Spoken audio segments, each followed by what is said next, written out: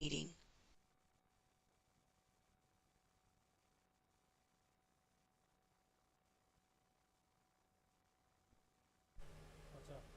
You may now begin the meeting. I would like to welcome you to the October 4th, 2023 meeting of the Housing Opportunities Commission. I will start the meeting by introducing my fellow commissioners. I'm Roy Priest, the chair. To my immediate left is Linda. It's Fran Kelleher, our vice chair. To my right, Jeffrey Merkowitz, who is our chair for Tim. To his right is Rick Nelson, commissioner, and to his right is Robin Solomon, commissioner, and to the left of our vice chair is in fact Linda Kroon. Our seventh commissioner, Pamela Bird, will be joining us on Zoom. So I see you there. Hi, how you doing, Pamela? So we have a full quorum present at the meeting today. We want to welcome all of you all who are on Zoom to this meeting. First of all, I could do is on a matter dealing with the agenda for the meeting, to advise commissioners that we are not going to be doing a closed session today. And so that will be not a part of the agenda. So we will not be doing that. So we'll proceed on with the rest of the agenda. The first part of it is the information exchange, which is the community forum. Does anyone sign up for the community forum? There's no one signed up for that. So we will go to the next item of business with the report of the executive director. I'll turn it over to Chelsea Andrews. Good afternoon, Mr. Chair, commissioners, members of the public, and the HOC team. I'm pleased to share updates as it pertains to our work in the month of September 2023. Next slide. Today, I'll provide highlights in regards to the work that we've been doing related to our McCaff funding for home buyers, share great news about our CMAP performance rate, a legislative update, highlights from our resident services division, updates from our housing resources division, and updates from our mortgage finance division as well. Next slide. Pleased to share that in the month of September, HOC released phase 1 of $3 million in funding from DHCD for our Montgomery Housing Homeownership Assistance Fund, which helps eligible home buyers purchase their first home in Montgomery County. I do want to pause and indicate that more information about this program can be located on our website, www.hocmc.org. It's a wonderful resource for all residents in Montgomery County who are interested in becoming a first-time home buyer.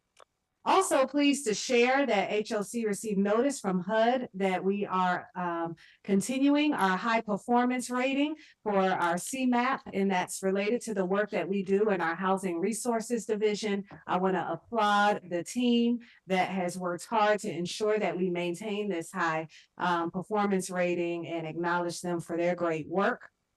Next slide. More great news.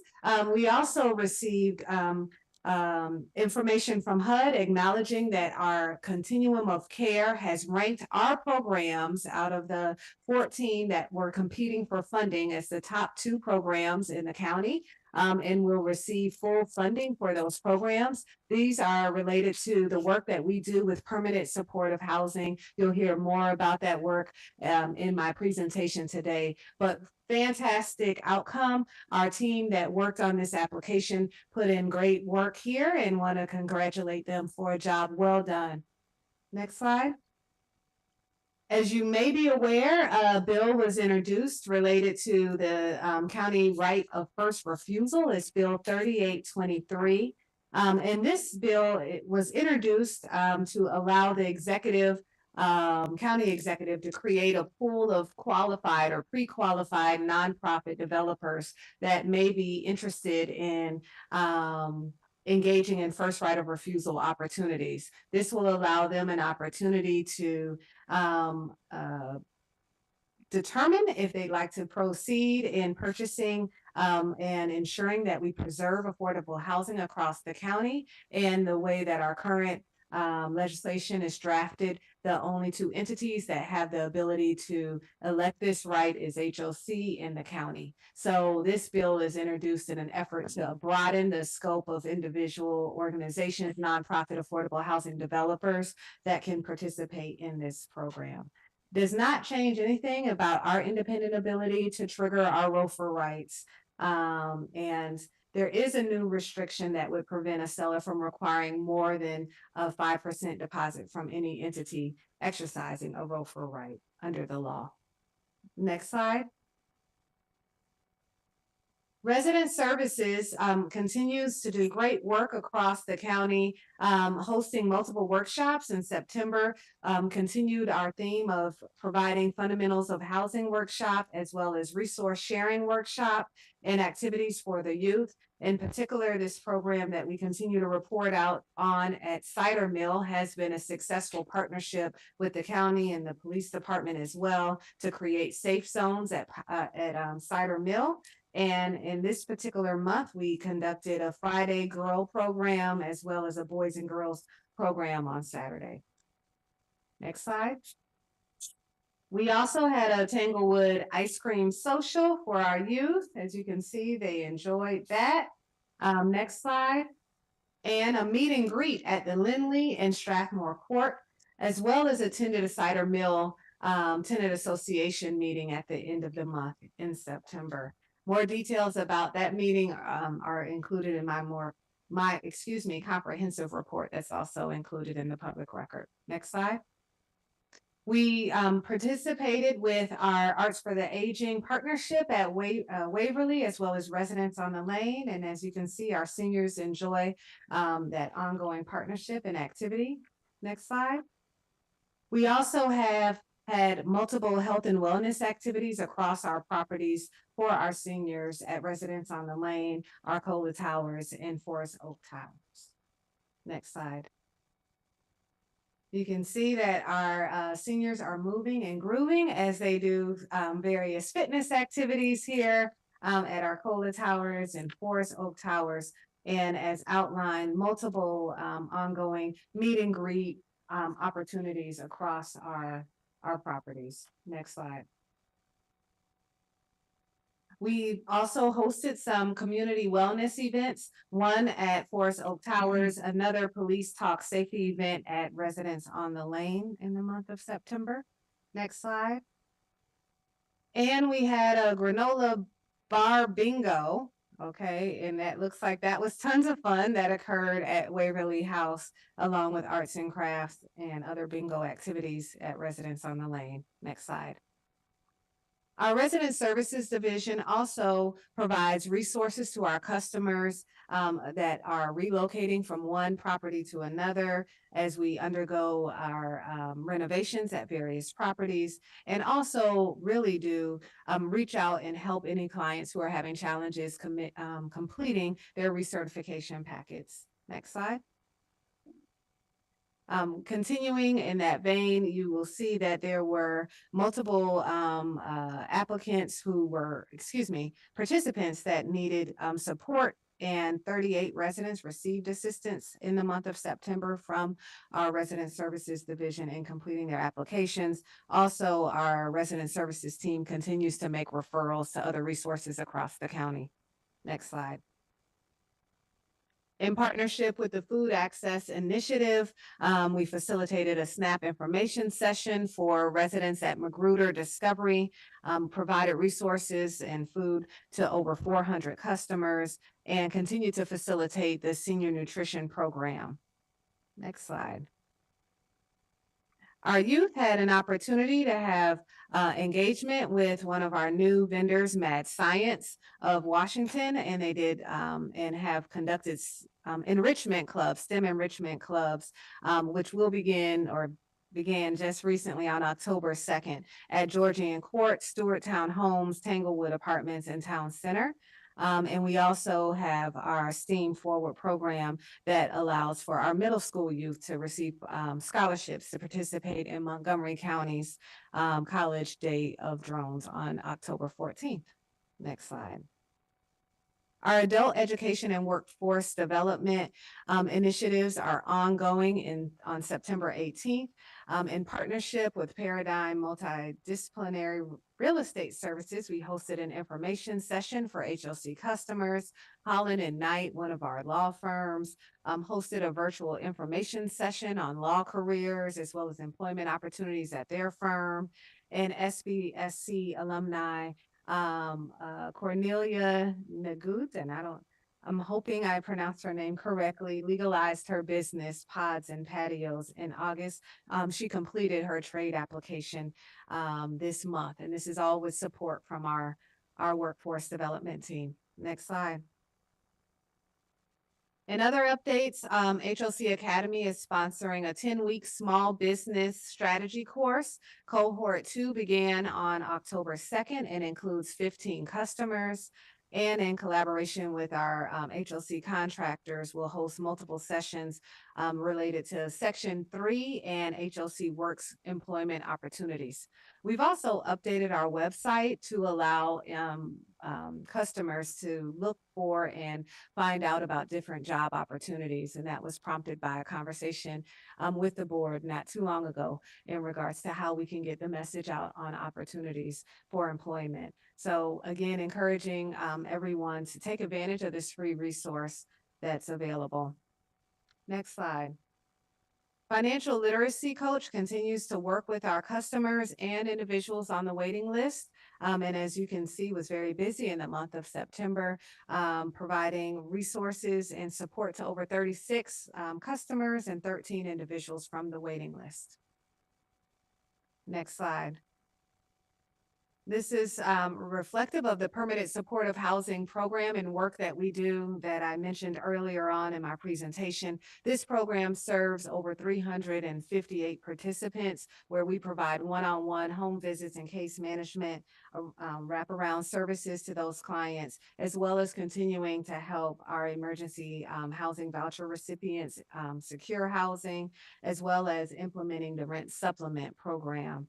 As you can see, we continue to work on increasing participation, and we're only 23 shy of the 300-person target for this program, and that's in relation to the rent supplement program. Next slide. Our fatherhood initiative in the month of September had 44 fathers enrolled in the program. The upcoming cohort begins on October the 6th.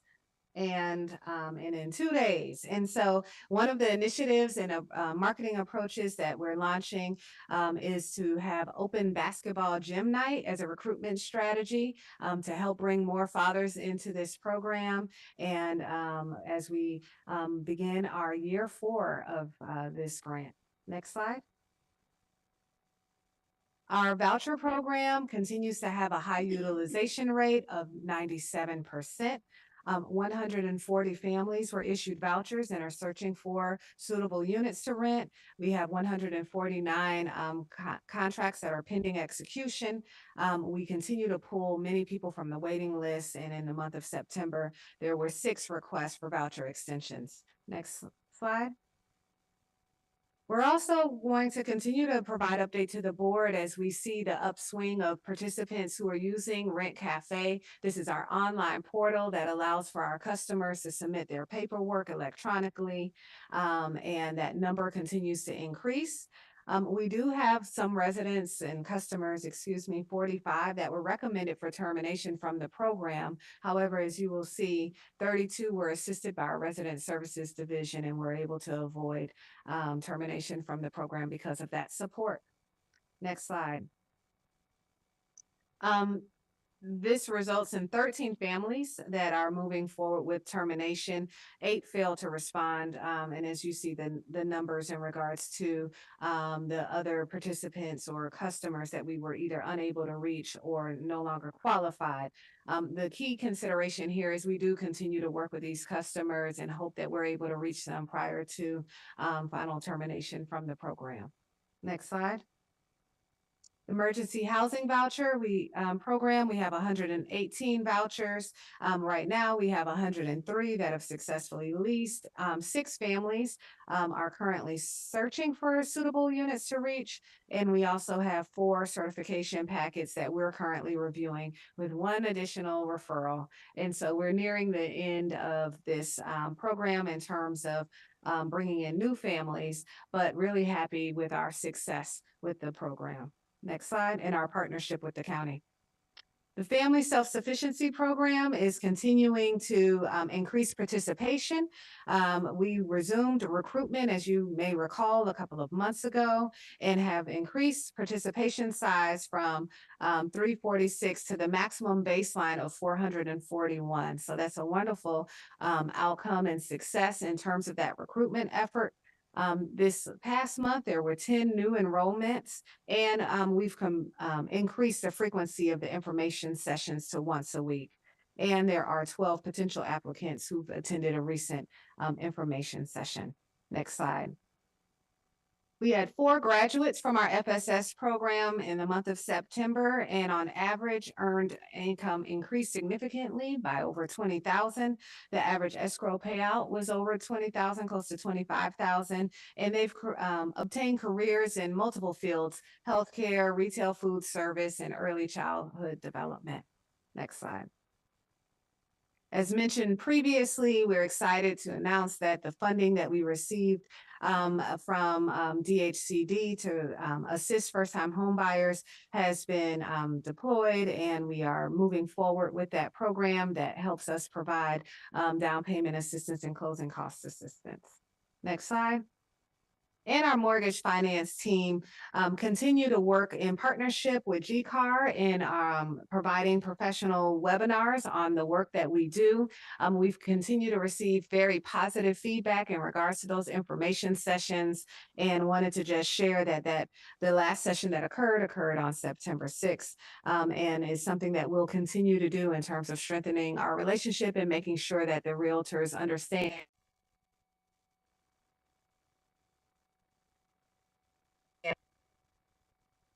I am at the end of my presentation, and I will open for any questions and or comments.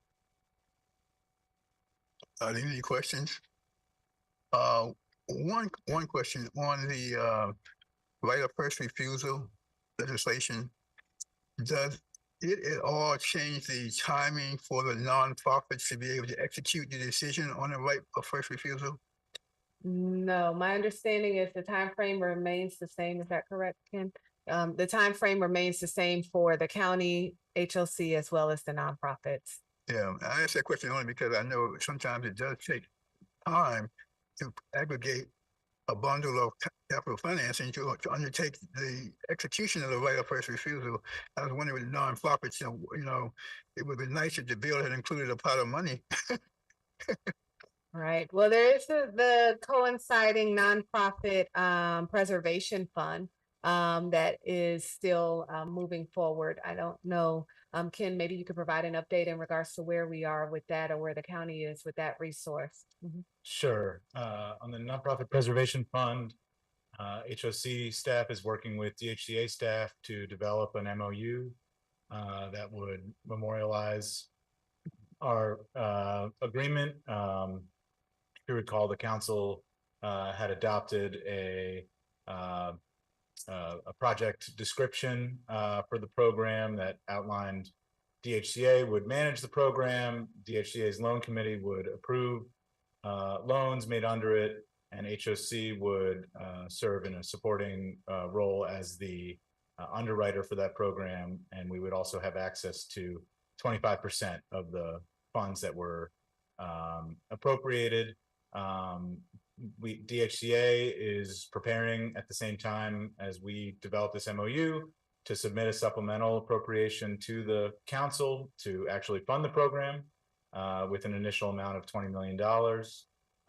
And so that should come forward over the next couple of months. And we'll certainly be engaging with the commission on that. To answer your question, Mr. Chair, the way the proposed ROFR bill is structured, DHCA would create this pool of pre-qualified applicants. Sellers would be required to send them ROFR notices at the same time as HOC and the county. It doesn't change any of the timelines, but in that way, they would have, basically the maximum amount of time under the law to figure out whether they're able to finance a purchase and want to. And then they would have to go through an approval process with DHCA to move forward. So I'm sure that's something that will be discussed by the council, and folks in the real estate development community may have views on that as well. Thank you. Other questions? I would also like to comment on the slides. I like the pictures that were there. They were a lot more connected to the subject matter that's being presented, and some of them are really pretty good. So I just want to compliment whoever put those together. That was a nice selection. Any other comments? Could I just add a congratulations on the CMAP being named as a high-performing agency by HUD? That is certainly something that staff should be very proud of, and certainly is something that we benefit from over time in many of the programs that HUD administers. There are advantages if you are a high-performing agency. So thank you to all the staff who made that happen. Thank you. Wonderful. If there are no other comments, we'll go to the next order of business with the Commissioners Exchange. Any information the commissioners want to exchange one to the other? This is usually not a very active part of the agenda, so I thought I would take today to use it to do a couple of things. One, I wanted just to acknowledge the fact that one of our commissioners, Linda Kroon, along with our executive director, is going to the NIRO conference in New Orleans, and I want to wish them well and safe travel. And that's really good. Sorry that more of us can't go, but we'll see where's the next location going to be. Maybe that will determine. The other thing, before this meeting, we had a meeting with the Resident Advisory Board, the newly elected Resident Advisory Board. And that's really a monumental step that we are taking, the agency is taking, and really embellishing the responsibility and the participation of our residents in the business of the agency. And so I want to acknowledge that as being, first of all, for the really process was used to elect the 8 people who were selected, to have them actually come and show up. And then we would look to see them as regular attendees and participants at our regular monthly commissioner meetings. And so I want to thank commissioners also for being there to salute them for their participation. So I want to acknowledge the Resident Advisory Board being in place now.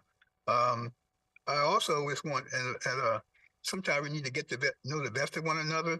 And sometimes in order to do that, somebody has to go away and take a vacation. So our vice chair is going on vacation and is going to enjoy some sojourn away from having to worry about all of the day-to-day things that go on with the commission or with just every day.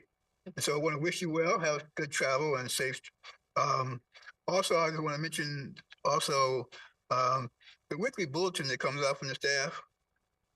Between the weekly bulletin and the biz nows that we get almost every day, I am inundated with almost too much information. But I do enjoy reading them. It really has some really, information is really good. And I like the little click-ons that link you to other articles about what's going on in the whole metro area. So I want to acknowledge that we get them, we do use them, and they are helpful for us information. And also, at a personal note, take a time to say, I'm so looking forward to this weekend because my granddaughter is getting married. And that's going to be a really important milestone. And so I just want to celebrate that that's an occasion. And so commissioners, feel free to use this little occasion to talk about some of those good things that are happening to us in our family life. You know, I get to share Linda Kroon's things going on with her through social media. So I keep up with her. But the rest of us don't use it as fluently as she does to point out those personal things. So thank you all for that. Any other items? If not, I'll move on to the next item of the agenda, which is the approval of minutes. We have minutes for us for September 13th for closed session, September 13th, 2023. For minutes of September 21st special session and also minutes of September 21st closed session. Can I get a motion to approve those? Moved, I second. probably moving second to approve the aforementioned minutes. All in favor signify by saying aye. Aye. Opposed, nay. So, thank you, Pam. So order carried unanimously. The next item of business before us, is a consent item, which is resolution 2356, which is the approval of a new participating lender for our single-family mortgage purchase program. Can I get a motion to approve this action? So moved. Second.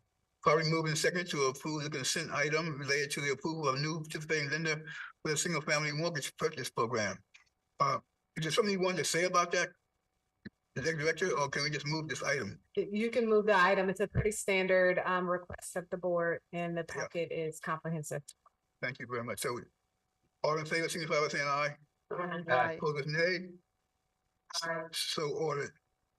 The next item of business are committee reports. The first committee report, Budget, Finance, and Audit Committee. The chair of that committee is Commissioner Nelson. The Budget, Finance, and Audit Committee has met and is recommending two actions to the commission. One on the fiscal year 23 fourth quarter budget to actual statements, and the other on uncollectible tenant accounts receivable. To start that off, I will turn it over to our Executive Director, Chelsea Andrews. Thank you, Mr. Committee Chair. As shared with the BF&A Committee, FY23 marked a turning point for HOC with the end of COVID, hopefully, the COVID pandemic, and a shift to stabilize and strengthen the operations of the agency. While we end FY23 with a nominal deficit in terms of what we expected to end the year with, we acknowledge that a clear path forward is essential to ensure that we stabilize our financial position post-pandemic. Throughout the course of this past year, we've been fortunate to welcome high-quality leadership and staff in property management, property maintenance, and have created a newly formed asset management division to focus on the operational aspects of our portfolio. And while these operating results do not yet reflect in these reports you'll see today, we do have high expectation that we will see the turnaround in terms of the efforts that we've put in place. I want to highlight a few particular steps that are underway in terms of the additional oversight that we'll be deploying. That includes enhancing our operations and capital budgeting to minimize budget variances. We're establishing thresholds to investigate variances that go over a certain amount. Of course, as the board knows, we're working closely with our property management teams and third-party partners to manage their expectations and set our expectations for them in terms of how they oversee our properties. We're taking close eye and look at our receipt of development and commitment fees and the impact on our financials, as well as really deploying some new analytical steps as it pertains to our oversight of our property performance. And that includes technology, asset management software that will allow us to more closely monitor our properties, as well as requiring our third-party property management companies to utilize our same software. That is key. And so we believe that these efforts will enhance operations and allow for any operational adjustments to be more timely and effective. With that in mind, I'm going to turn it over to Tim Getzinger, our acting CFO, and his finance team, currently with Terry Fowler, our budget officer, to provide more details related to our financial data and performance. And following that presentation, there will be our standard quarterly uncollectible tenant accounts receivable write-offs. Thank you, Executive Director Andrews. Thank you, Commission. Good evening. Today, the finance team will be presenting on the fourth quarter performance. Detailed financial data is available in the packets provided to the Commission, as well as to the Budget, Finance, and Audit Committee on September 20th. And this evening, staff will be presenting budget to actuals as well as tenant write-offs. The following is a summary of the financial position of the agency. Although there are some fluctuations in certain areas, HOC's financial health remains stable. The Commission's net position decreased modestly by $849,000 year over year. However, this is an improvement of $4.7 million quarter over quarter.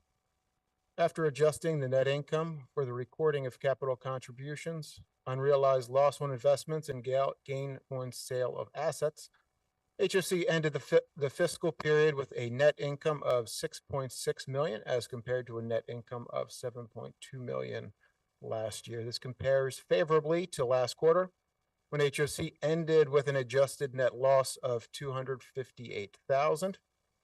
Although current and quick ratios slightly decreased from the third quarter, they improved year over year and remain strong. While tenant arrearages are up year over year by $1.74 million, they've declined each of the last two quarters from $11.4 million in December to $10.3 million in March to $9.5 million at the end of the fiscal year, which is below the September 2022 levels. Reserves, including the general fund operating and property reserves, are both healthy and are at or above last year's levels. Shortly, Terry Fowler, our budget officer, will present a recommendation supported by the Budget, Finance, and Audit Committee to increase the general fund operating reserve, as well as to establish a debt service reserve for the new headquarters. A review of our 9 revolving development funds, in which we examine current year performance and project 2 years of activity, also demonstrate stability. A large driver of the FY24 performance will be the timing of commitment and development fees, as well as property performance, specifically rent collection, deferred maintenance, and utility costs.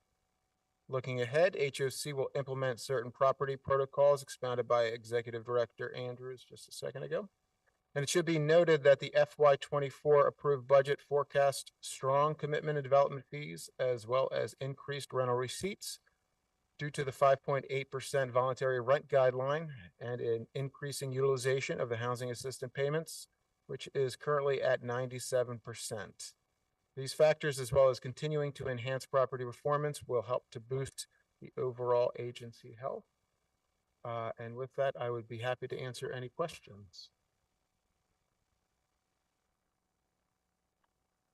And hearing none, we will move to the next agenda item, if it pleases the Commission. Yes. Thank you, Tim. Good afternoon, Commissioners, Executive Director Andrews, staff, and the viewing public. For the record, I'm Terry Fowler, the Budget Officer. As Tim mentioned, I will be discussing briefly the fourth quarter budget to actual statements for fiscal year 23.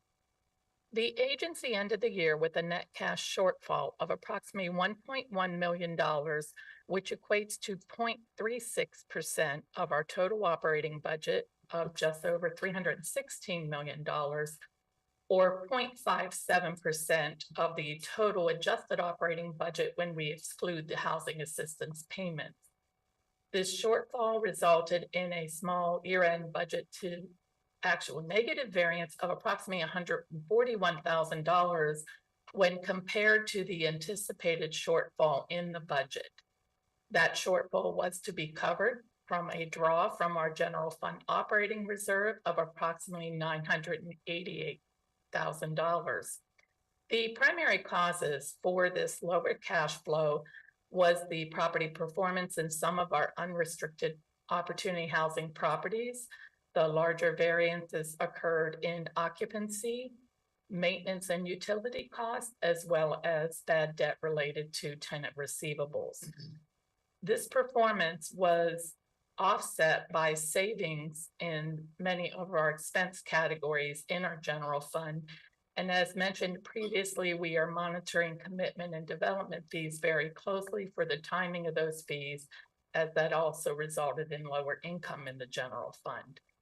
The Housing Choice Voucher Program, which is a restricted program, ended the year with an administrative surplus of approximately $942,000. This was the result of higher administrative fee income due to increased utilization, income received for our emergency housing choice vouchers, and as well as increased proration from HUD. That was offset by a negative variance in administrative expenses. The surplus of $942,000 will be restricted to the program for future administrative costs. Staff has several recommendations based on the year-end performance and the needs of the agency going forward. On page 36 of your packet, the first recommendation is to draw the amount of $1,129,032 from the general fund operating reserve to balance the fiscal year 23 year-end performance. Staff further recommends the following actions be taken to add funds to the general fund operating reserve. To transfer $5,080,000 from the debt service reserves that were established on properties with temporary debt prior to their permanent financing to the general fund operating reserve. To transfer the greater of the balance that sits within the other post-employment benefit reserve. That balance was approximately $765,000 at June 30. The reserve is no longer needed based on the significant reduction in the annual contributions to OPEB, and therefore we're requesting that the balance of the reserve at the date of transfer be moved to the general fund operating reserve. And finally, we are recommending to transfer $400,000 from the vehicle reserve that was previously used to purchase vehicles before we transitioned to a lease program for agency vehicles. Staff further recommends that $4,655,000 of this total amount transferred, or an amount equivalent to a one-year debt service payment on our upcoming headquarters, be earmarked in the general fund operating reserve to establish a one-year headquarters debt service reserve. The Budget, Finance, and Audit Committee reviewed this request informally at its meeting on September 20th and joint staff recommendation that the commission accept the fourth quarter budget to actual statements and authorize the recommended transfers. And I'd be happy to address any questions you may have. Are there any questions? Are there any questions? Small point, that I would make. I think we should rename this because it's more than just accepting the budget to actual statements, since we're taking actions as a result of that in terms of the reserve. So we ought to maybe just add and necessary action, or I'm not sure, I don't want to wordsmith it right now, but it's misleading when you just see acceptance of the budget to actual statements.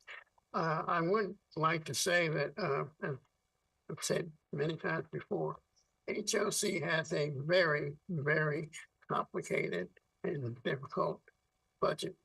And the fact that our staff is as well prepared to deal with it and all the things that impact upon it is really a testament to the kind of staff that we have. And I really want to say thank you to them. They have, during our Budget, Finance, and Audit Committee meetings, we go into much more detailed discussion about some of these items than we were able to do here. And I can say with confidence that the action of the BF&A committee is based upon our judgment that everything is in fact in good shape, and we appreciate the work of the staff. And with that, I would move approval of resolution 23-57 with the slight renaming. I second. It has been properly moved and seconded to approve resolution 23-57 with a noted correction to the action being requested. All those in favor signify by saying aye. Aye. Aye. Opposers, nay. The motion is carried unanimously. Thank you. Thank you. The next item is the uncollectible tenant account procedure. Thank you. Again, for the record, Tim Getzinger, acting CFO, as well as Chief Development Funds Officer, and I will present this item. HOC's current policy is to provide for an allowance for any tenant accounts receivable balance in excess of 90 days. Additionally, HOC periodically proposes the write-off of uncollectible former resident balances. The proposed write-off balance for the fourth quarter of fiscal year 2023 totaled $73,335, which was a decrease of $2,902 compared to the previous quarter. The aggregate write-off for FY23 was approximately $211,000, or $138,000 less than the previous fiscal year. The primary reasons for the write-offs across the properties include tenants who passed away, left due to a job transfer, needed more space, no longer qualify, moved to a nursing home, obtained a housing choice voucher, purchased a home, skipped, abandoned their units, and or voluntarily vacated their units. The Budget, Finance, and Audit Committee reviewed this request informally at its meeting on September 20th, 2023, and joined staff in its recommendation to approve the proposed write-offs of uncollectible former residence balances for the fourth quarter of 2023, totaling a total of $73,335. And with that, I would be happy to answer any questions. Any questions or comments? If there are none, I would move approval of resolution 23-58. A second. It's been properly moved and seconded to approve resolution 23-58. All those in favor signify by saying aye. Aye. Opposers, nay. Motion carried unanimously. Thank you. Next item, that's all for the Budget and Finance Committee. We will now move to the Development and Finance Committee, which is chaired by Commissioner Merkowitz. The Development and Finance Committee met and discussed a few different items. First two that I will hand over to Executive Director Andrews have to do with our future headquarters. Thank you. Thank you, Mr. Committee Chair. Literally within steps from HOC's original headquarters, we are preparing to build the future home of HOC. We are preparing this new home with our clients in mind. It's within steps of the metro. It will have many amenities and features for our clients, including childcare, play area, kiosks, etc. You'll hear more about that today.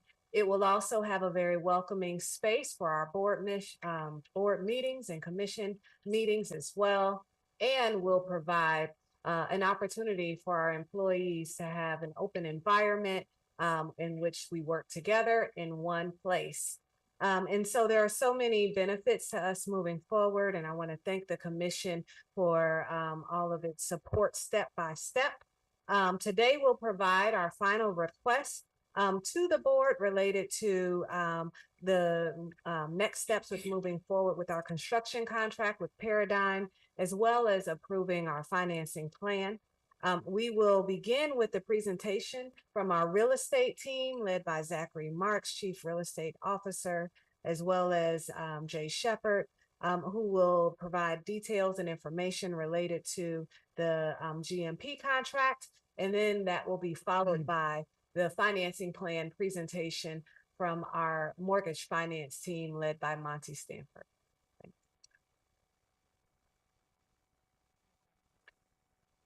Thank you so much, Executive Director Andrews, for that great introduction. And good afternoon, Commissioners. For the record, I am Jay Shepard, Housing Acquisition Manager in our Real Estate Development Office, and I'll cover this first item for us.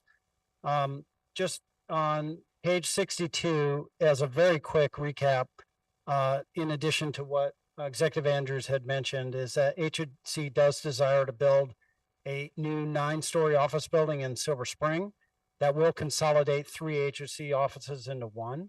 HOC has assembled a highly qualified team of experts, and earlier this year in April, we added Paradigm Construction, who are the general contractor, and we also at that time approved a 2-phase contract, which consists of an early start agreement and a vertical construction contract. On page 64 of the packet, since the commission had last seen this, both in April and in July, when we went in front of the board for the final development plan, pricing was received based on the issued for construction set, or the IFC set of drawings, which resulted in a slight increase to total construction hard costs. And we detail those out in table 1 on that page. The increase is attributable to HOC directed revisions to the plan that included the design for a gender neutral restroom on the first floor of the building, and also consolidation of its mailroom within the building to comply with the county mandate for public buildings. The GMP contract would be executed based on the total price. The early start agreement will be superseded by the GMP contract when signed, and is therefore embedded into the second phase of the work from the overall budget. Therefore, the GMP contract amount is now $50,109,878. With the commission's approval today, the timeline you see on page 65 is illustrated. We'll close financing early next month and begin kickoff of construction in December. And the construction period is approximately 2 years, where we expect occupancy by January of 2026. A GMP contract benefits HOC in multiple ways, many of you know. It includes offering streamlined pricing and contract administration. It allows speed of project delivery. We have control over field design decisions much better, and production of a high quality final product that establishes a maximum price point. Pages 66 and 67 of the packet highlight both of those aspects. Not only those aspects, but some other detailed terms of GMPs. Normally, I don't highlight much in the prior commission action page on page 68, especially since the development of the office has been very similar to constructing a new multifamily building. But I will highlight that it was in 2018 the commission approved early pre-development budgets and architectural design work to get us started. And today, we're here at the end of pre-development. We stand poised to launch into the vertical construction of the building and ultimately see the fruition of this for the commission, for the staff, and also for our customers. Staff hereby recommends the commission approve via resolution 2359. That starts on page 70. The guaranteed maximum price contract with Paradigm Contractors for $50,109,878, and authorize the executive director to negotiate and execute the final contract, and also issue a notice to proceed. And so with that, I'm happy to take any questions. Thank you. Are there any questions? If not, then I will move that we to approve resolution 2359. Second. Second. Been probably moved and seconded to approve resolution 2359. All those in favor signify by saying aye. Aye. Opposed, nay. So ordered. Motion, this resolution carries unanimously. Terrific. Thank you. Thank you.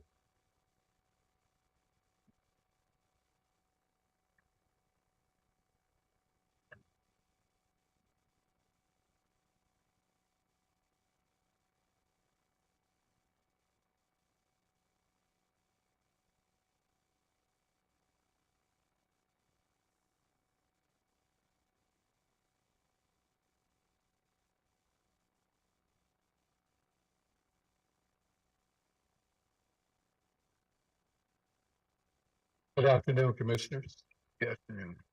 For the record, Monty Stanford, Director of Mortgage Finance here at HOC. And today we are very pleased to present the Commission's for the commission's approval our financing plan for the Housing Opportunities Commissioners Headquarters Building. As has been stated by Executive Director Andrews, the new headquarters building will meet an essential need of the commission by providing quality office space from which HOC staff can continue to produce affordable housing and provide services through a new comprehensive service center for Montgomery County residents. To help meet this essential need, the financing plan being presented to the commission today is based on the issuance of up to $75 million of tax-exempt governmental bonds and the previously approved equity to establish a debt service reserve. Mortgage Finance is confident in our underwriting approach, which focus our analysis on the fact that the HOC headquarters building will be 100% owner occupied by HOC, which as an A2 rated entity represents lower transactional risk than a similar commercial office tenant might face. To bring this transaction to fruition, it was a collaborative internal exercise amongst several HOC divisions.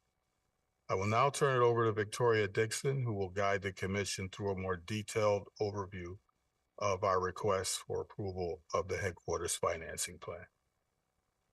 Hello, Commissioners. Again, for the record, my name is Victoria Dixon, Senior Multifamily Underwriter in Mortgage Finance, here to request approval of both the construction and permanent financing for our future headquarters with the applicable actions.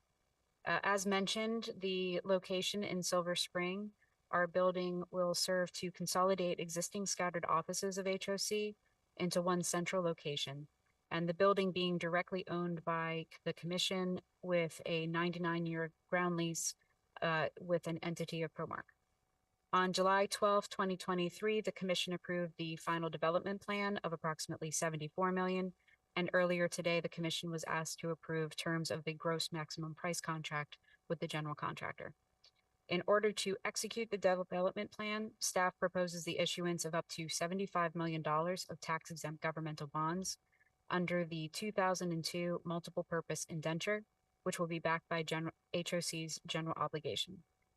Issuance of the bonds and closing of the transaction is expected to occur in November, with a 23-month construction timeline for staff to begin taking occupancy in January of 2026.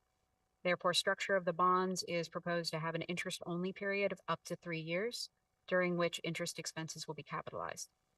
Moving to page 78 is a brief overview of the property, which in addition to consolidating our offices will provide efficiencies for HOC, incorporate a new comprehensive customer service center, and state-of-the-art commission hearing room.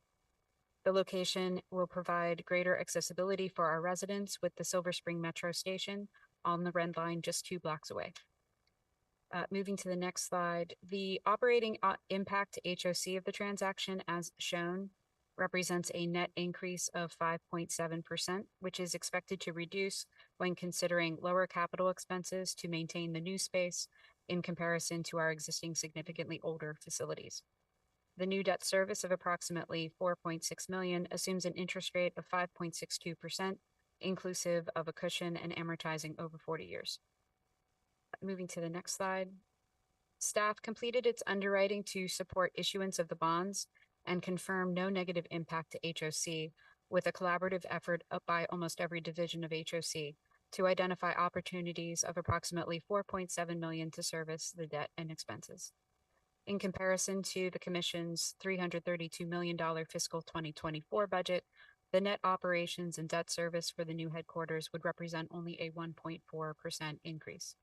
As previously mentioned, interest during the construction period will be capitalized, and staff believes bond proceeds will be generated to fund more than the 2 years of interest expense before cash flow from the operating improvements will be utilized. Turning to page 82, for your review is a summary of the proposed sources and uses for the transaction, which total approximately $76.9 million.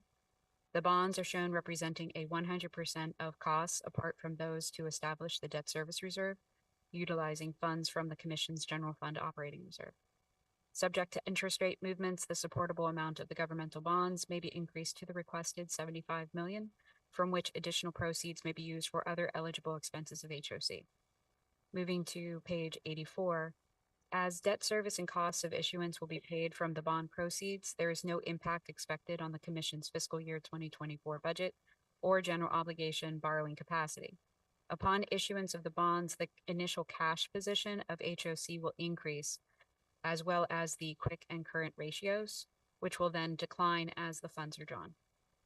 Therefore, with the support of the Development and Finance Commission, staff recommends the Commission to approve of the actions as noted, approval of the financing plan and budget for the new headquarters of approximately $76.9 million to be funded from the issuance of tax-exempt governmental bonds backed by the general obligation pledge of the Commission and HOC equity to fund the debt service reserve. Approval of the bond authorizing resolution for the issuance of up to $74 million of long-term tax-exempt governmental bonds with the term of up to 43 years under the 2002 multiple purpose indenture, which will be placed into a sub-account for investment in a guaranteed investment contract or other eligible investment until drawn to pay for costs of the development or other eligible costs of the Commission. Selection of Bank of America as bond underwriter, PNC Bank as our co-senior manager, and Kutak Rock as bond counsel, as well as authorize the executive director or her designee to negotiate and execute all related documents to effectuate the closing and tax exempt nature. Are there any questions? Are there any questions? I'll just note that in the committee meeting, we had some discussion about the cost offset items and especially things like vacancy loss, bad debt reduction. These are things that we should be working on regularly anyway. And those discussion that we've got some room here.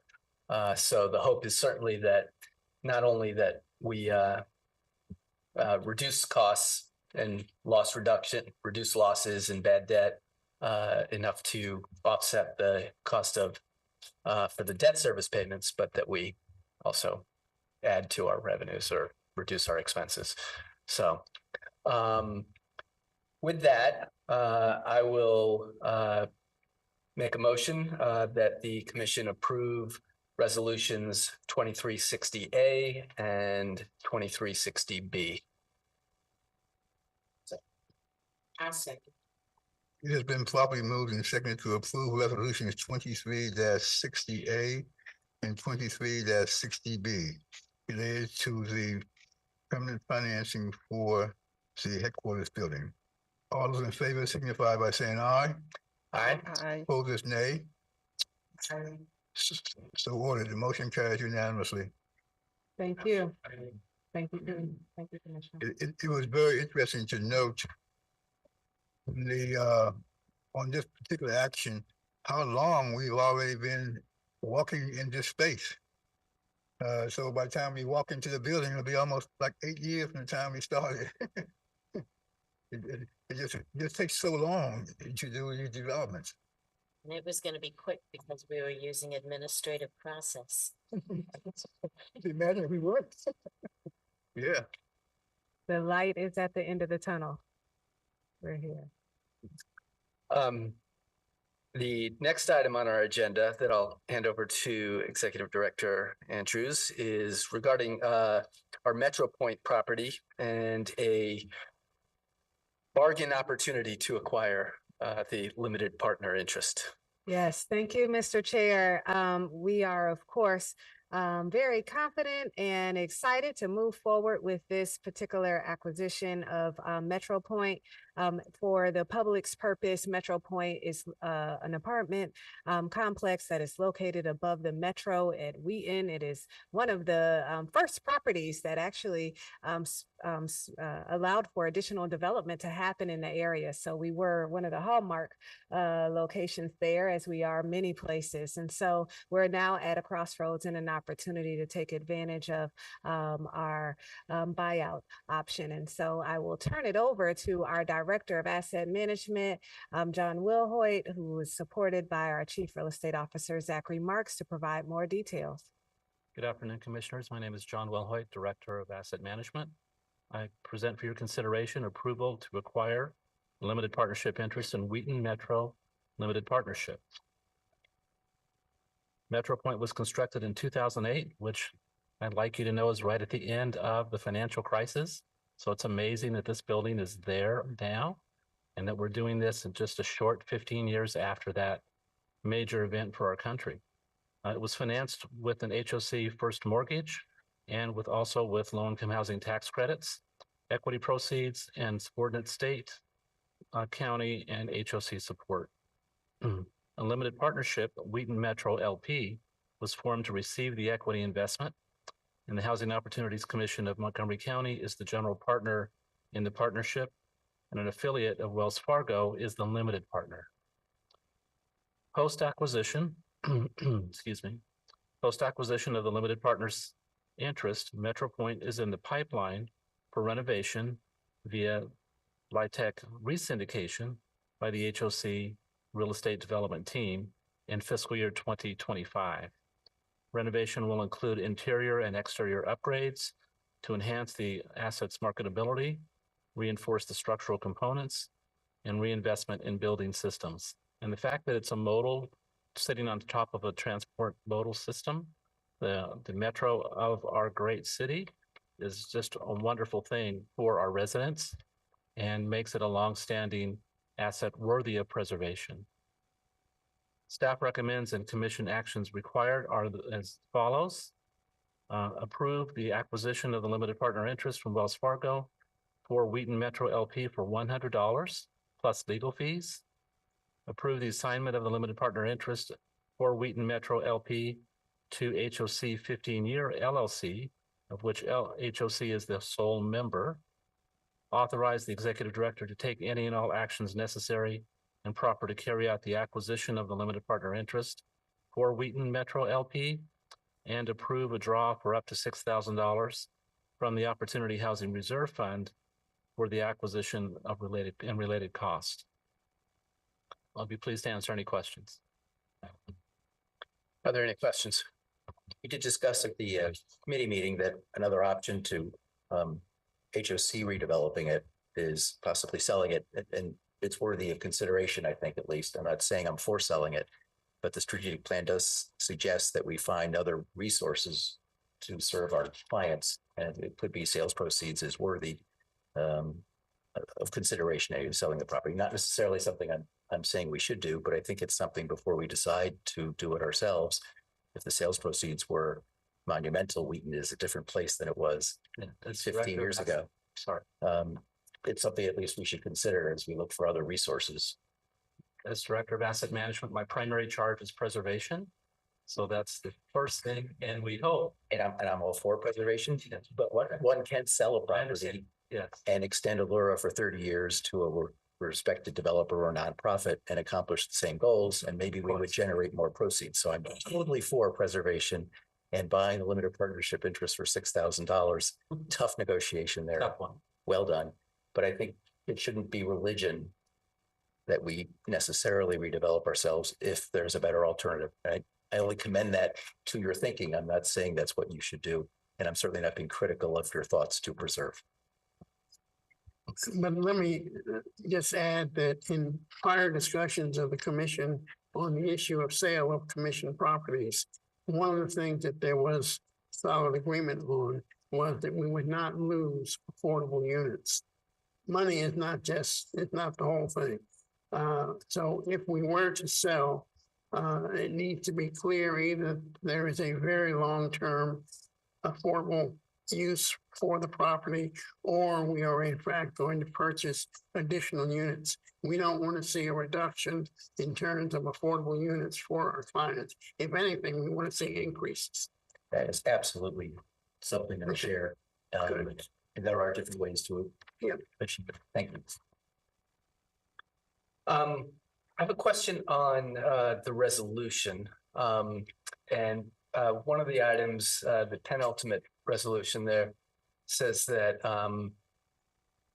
authorizes the amendment of the existing limited partnership agreement for Metro Point to reflect that for the 2023 calendar year, HOC shall receive 99% of the profit and losses, and Wells shall receive 1% of the profit and losses. That wasn't something, I don't think that had been brought up. So I was just curious if you could talk about that or what.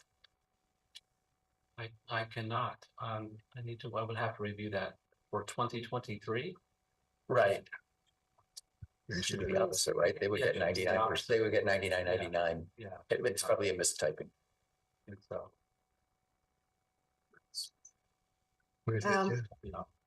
Thank you for raising that question. If you would give us the opportunity, it appears as though we probably need to have some conversation to determine what was being referred to here. So if you just give us a moment, Sure. we'll look into that. Another point I just want to make, of course, we're at the crossroads of just acquiring the property. We'll do full due diligence, especially taking any next steps would require board approval and support. The other thing I want to mention is that we will be returning to the board next month as it pertains to the last step with this transaction, and that is related to development fees in our partner. And so just want to make sure that we set the stage there, that we'll be coming back next month. I'm not certain if I can have a brief moment, brief indulgence. I'll have an opportunity to talk to my team and get back to you on that question you just posed. I mean, what we're doing here is simply purchasing the buyout of the limited partner's interest in this project that we've been involved in as a general partner for the 15-year duration. That's what we're doing. So it's not like we are acquiring a piece of property that we have had no interest in. But we had the 1% interest. 1%. Yeah. Yeah. Yeah. What do you say? Open one? Well, I think it says 1% here. 1%. That's exactly. What's the motion say? Open one? Atypical. No, the motion is signing us.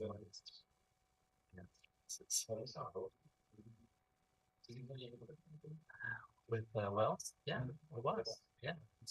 Yeah. No. National property losses and Wells will receive 1% of the property losses.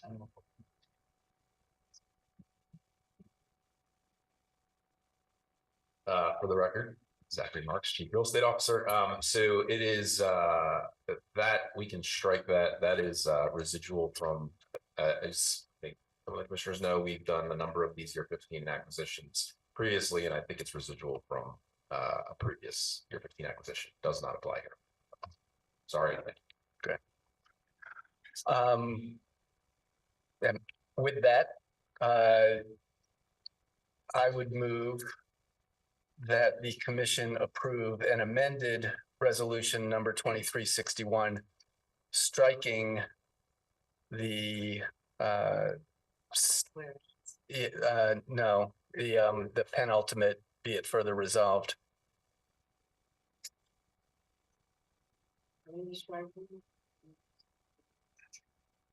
And there's a whereas. Oh, is there a whereas? Yeah, Okay, so, and the whereas. Yeah. Okay. Yeah. Okay. And the related whereas, so. Okay, it has been, is it second? Probably moving second to approve the amended resolution for the acquisition of the limited partner share of Metro Point. All in favor, signify by saying aye. Aye. Aye. Opposed with nay. So ordered. Thank you for that correction. Thank you. Thank you for raising that. Thank you, team. We have no other committee report to discuss, so we will move to the next item, which is a deliberation and actions on the HOC strategic plan. And I will turn to Commissioner Andrews. I mean, Commissioner too. President. Just got a promotion. You got a promotion? Thank you, Mr. Chair. We want to make sure that we're constantly providing both the commission as well as the public updates in regards to how we're moving along with the strategic planning process. As you know, we receive feedback from the commission as it pertains to a potential outline of this plan. We've received comments and feedback from you all, which has been consolidated and was sent to you just not too long ago. So something for you to digest here moving forward. We will be scheduling a meeting, and I'm going to ask Ken Silverman, our Director of Government Affairs, to walk you through the timeline. This isn't an action item. It's really just to share with the board what our current projected timeline is, ensure that it's in sequence with what the commission is desiring, and to ensure that we're all in alignment on the same page here. And so I'll turn it over to Ken Silverman, who has been our fierce leader on the strategic planning process, to provide you with some updates. Thanks. Thank you, Executive Director Andrews. Commissioners, good evening. For the record, I'm Ken Silverman, Director of Government Affairs.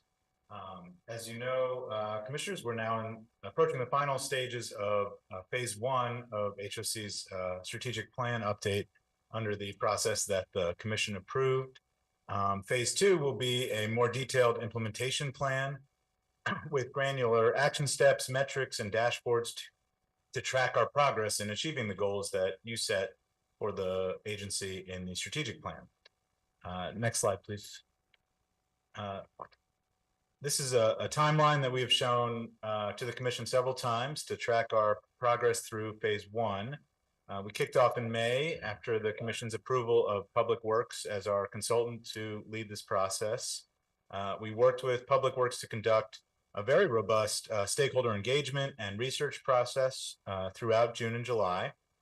Ultimately, we were able to hear from over 2,500 stakeholders. In August, the Commission met and Public Works presented their findings, and the Commission gave feedback and direction about how to begin developing a draft plan. Public Works has been using that direction, as well as comments that individual commissioners have shared, to begin drafting a plan for your review. Next slide, please.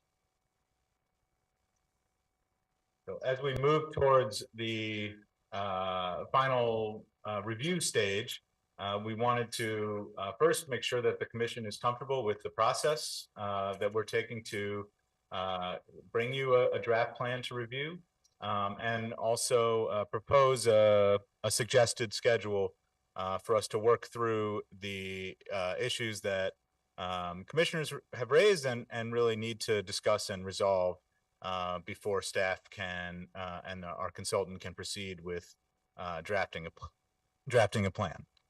So our suggestion is that later this month, the Commission hold one or more, if needed, work sessions that would be facilitated by Public Works to discuss and potentially take straw votes on the key elements of the strategic plan.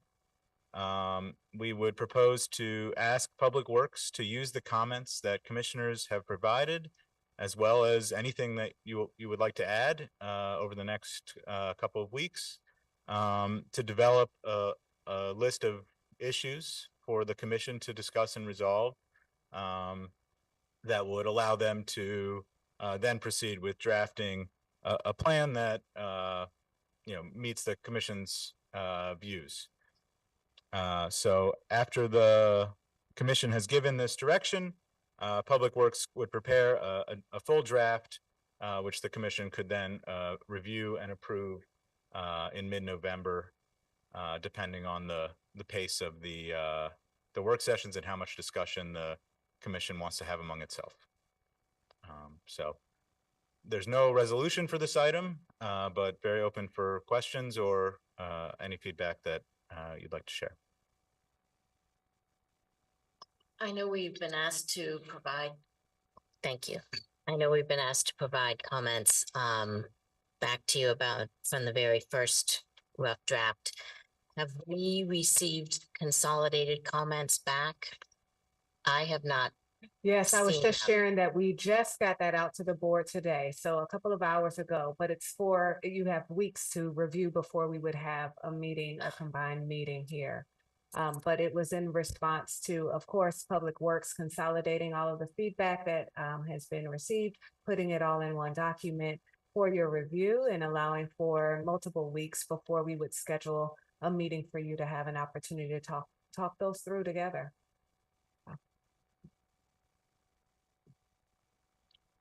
Are there other comments or questions? If there are none, we will look forward to looking at the material you sent out to us today. And then we will convene sessions for us to be able to talk through those comments and talk through any other aspects of getting the final structure of the outline for strategic plan done so that Public Works can in fact finish putting together the final detailed draft, because right now we've looked at the outline and we know that's just the framework. There's a lot more detail that goes into that. So thank you with the presentation, and we look forward to having subsequent conversations.